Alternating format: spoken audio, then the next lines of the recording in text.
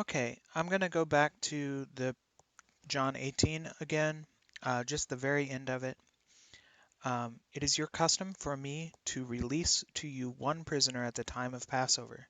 Do you want me to release the king of the Jews? And they shouted, No, not him. Give us Barabbas. So at this time, Barabbas takes off, joined by Simon of Cyrene, carrying his cross. Cyrene is a Hebrew word, I think, and Cyrene means powerful one. Now, Simon the Cyrene appears in Matthew 27:32. He appears in Mark 15:21. He appears in Luke 23:26. All of these Gospels agree that Jesus' cross was carried by Simon the Cyrene. So I think when Pilate released Barabbas, he was joined by Simon of Cyrene, who carried his cross. Um, in Matthew, it says Cyrene was forced to carry the cross to Golgotha. And in Mark, it says they forced Simon to carry the cross, and they brought Jesus to Golgotha. And in Luke, they seized Simon from Cyrene. Uh, they put the cross on him and made him carry it. And they came to a place called the Skull, and the skull was also known as Golgotha. So I am going to say definitely Barabbas was, or well, if my theory is correct, and this was Barabbas, the son of the father that they took there, he um, was there with Simon of Cyrene, and he was taken to Golgotha. Meanwhile, Pilate took Jesus and had him flogged. The soldiers twisted a crown of thorns. Long story short, they dressed Jesus from Bethlehem up in a very similar set of robes that they had dressed up Barabbas. Okay, further from Cyrene. Cyrene carried the cross up for him. They did a bunch of stuff. They labeled his cross the King of the Jews. They hurled insults at him. And then from noon until 3 in the afternoon, darkness came over all the land. So I'm going to make a note here in Matthew. He was crucified before noon. What about in Mark? In Mark, Cyrene was forced to carry the cross, and they crucified him, and then at noon, darkness came to the whole land. So in Mark, he's crucified before noon. In Luke, Simon from Cyrene was seized to carry the cross, and then down here a little ways, it was now about noon, and darkness came over the whole land until 3. So once again, in Luke, he was crucified before noon. The cross was carried by Simon of Cyrene, and he's crucified before noon. All right, but here, verse 12 of John's Gospel of John 19:12. Pilate tried to set Jesus free, but the Jewish leaders kept shouting, "If you let this man go, you are no friend of Caesar. Anyone who claims to be a king opposes Caesar." When Pilate heard this, he brought Jesus out and sat down on the judge's seat at a palace known as the Stone Pavement, which in Aramaic is Gabbatha. It was the day of preparation of the Passover, and it was about noon. So this is simultaneous. Pilate brings this guy out to the stone pavement, Gabbatha. the same time that this guy is being crucified.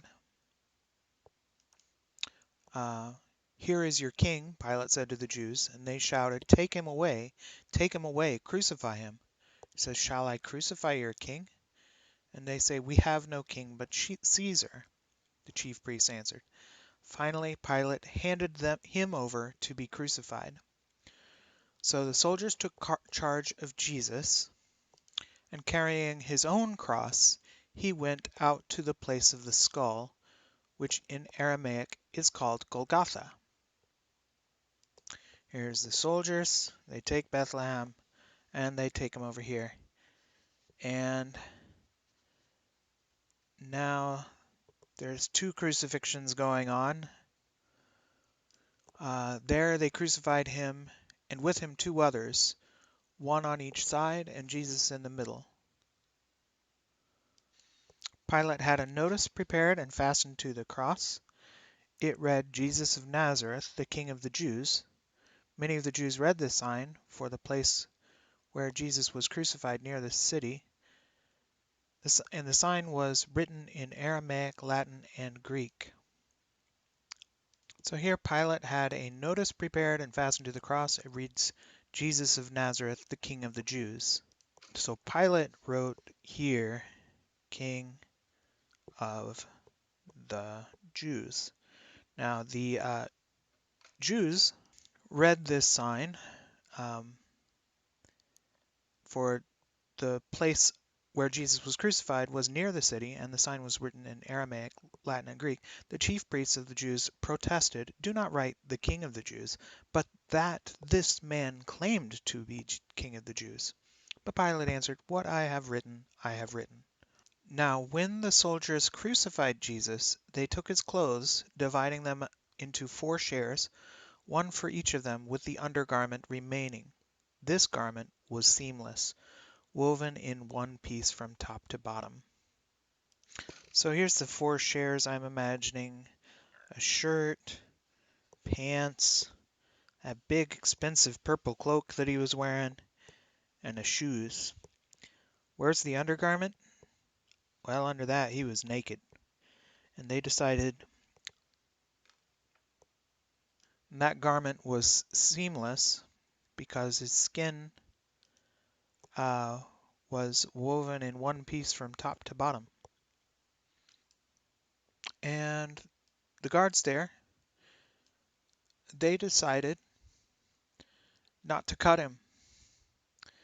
They said, let's not tear it. Let's decide by lot who will get it. The soldiers decided to leave his undergarment unharmed. The psalm, in context, dogs surround me, a pack of villains encircles me. They pierce my hands and my feet. All my bones are on display. People stare and gloat over me. They divide my clothes among them and cast lots for my garment. But you, Lord, do not be far from me. You are my strength. Come quickly to help me. Deliver me from the sword, my precious life from the power of the dogs. Rescue me from the mouths of the lions. Save me from the horns of the wild oxen. So, he is saved. They decide not to tear into his undergarment, not to tear into his skin. And they decide by lot who will get it. So here are the soldiers. They've taken all of his clothes, but left his skin, his undergarment, his seamless undergarment, intact. Then they say, let's cast lots to see who gets the undergarment. And then Mary Clopas, Mary Magdalene, Mary the mother, and the disciple whom Jesus loved were standing nearby. When Jesus saw his mother there and the disciple whom he loved standing nearby, he said to her, woman, here is your son, and to the disciple, here is your mother. From that time on, this disciple took her into his home. So it's clear that after the soldiers cast lots over the skin, over who would get the skin, Jesus sent the disciple he loved home with Mary the mother. And it's not exactly clear, did Jesus of Bethlehem go with them, or how does that work exactly? I'm not sure. But I do feel like that seamless undergarment, um, I, I think the only thing I can think of that would be a seamless undergarment would entirely cover your entire body, your head, your feet, and your hands, and that would be your skin. Later, knowing that everything had been finished so that Scripture would be fulfilled, Jesus said, "I am thirsty." A jar of wine vinegar was there, so they soaked a sponge in it, put the sponge on a stalk of the hyssop plant, and lifted it to Jesus' lips. When he had received the drink, Jesus said, "It is finished." And with that, he bowed his head and gave up his spirit. Okay, so Bethlehem is still up here on the cross. The soldiers have decided not to break his skin, and now he's going through this outward display of drinking the wine vinegar, and then saying, "It is finished." And with that, he bowed his head and gave up his spirit. Okay, that uh, might be convincing, might not be, but for some people that would be convincing. Now, it was the day of the preparation, and the next day was to be a special Sabbath because the Jewish leaders did not want the bodies left on the crosses during the Sabbath. They asked Pilate to have the legs broken and the bodies taken down. The soldiers therefore came and broke the legs of the first man who had been crucified with Jesus, and then those of the other. But when they came to Jesus and found that he was already dead, they did not break his legs, because he drunk that wine vinegar and passed out. Okay, now instead, one of the soldiers pierced Jesus' side with a spear, bringing a sudden flow of blood and water.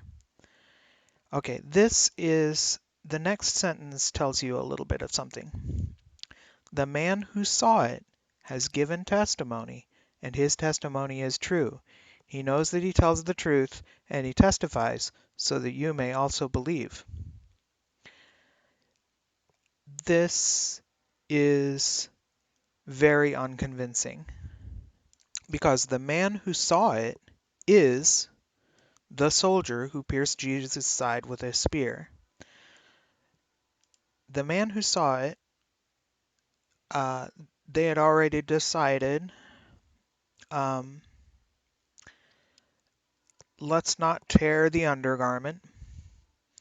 And at this point, one of the soldiers pierced Jesus' side with a spear, and if you want to believe that he has a hole in his side, I guess you can. You may believe if you wish, but I think it's also perfectly reasonable to think that that soldier did not uh, did not follow orders, and he decided that I'm going to let Jesus live, or he did not see any point in breaking the legs of the King of the Jews. So here is the verse. He says, "These things happen so that the scripture would be fulfilled. Not one of his bones will be broken." And that is in Exodus 12:46, Numbers 9:12, and Psalm 34:20, which say respectively, "It must be eaten inside the house. Take none of the meat outside the house. Do not break any of the bones." So yeah, that one's kind of a disturbing passage since it is discussing essentially a sort of cannibalism. Second one says, they must not leave any of it till morning or break any of its bones. When they celebrate the Passover, they must follow all the regulations. And here they are talking about eating the lamb together with unleavened bread and bitter herbs. So they must not leave any of it or break any of its bones. So they are discussing here um, a big cannibalistic feast for the Jews. And then Psalm 34:20, he protects all his bones, not one of them will be broken. Finally, a verse that isn't about cannibalism. The righteous person may have many troubles, but the Lord delivers him from them all. He protects all his bones, not one of them will be broken. Evil will slay the wicked, the foes of the righteous will be condemned. The Lord will rescue his servants. No one who takes refuge in him will be condemned. And the other verse, the verse about piercing the side, what was it? Uh, As another scripture says, they will look on the one they have pierced. That's in Zechariah 12. And this says, and I will pour out on the house of David and the inhabitants of Jerusalem a spirit of grace and supplication. They will look on me, the one they have pierced, and they will mourn for him as one mourns for an only child, and grieve bitterly for him as one grieves a firstborn son. On that day the weeping in Jerusalem will be as great as the weeping of Hadad-rimmon in the plain of Megiddo. The land will mourn, each clan by itself, with their wives by themselves, the clan of the house of David and their wives, the clan of the house of Nathan and their wives, the clan of the house of Levi and their wives, the clan of Shimei and their wives, and all the rest of the clans and their wives. And so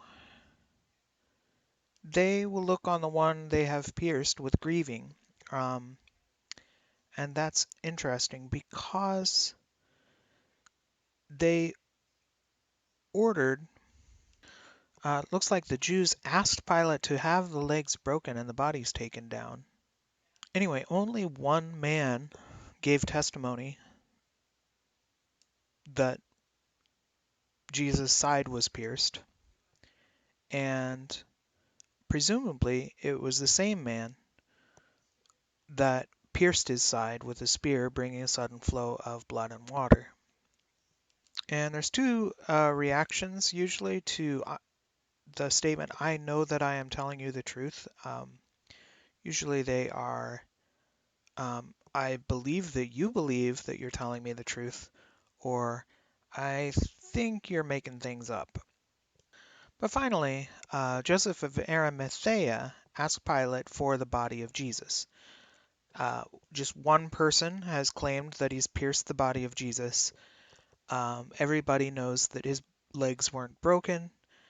Joseph of Arimathea goes and uh, takes the body,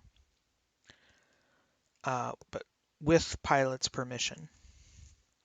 So essentially, Jesus' body has been pulled out of there without anybody seeing him dead, except for this. When he had received the drink, he said, "It is finished," and he bowed his head.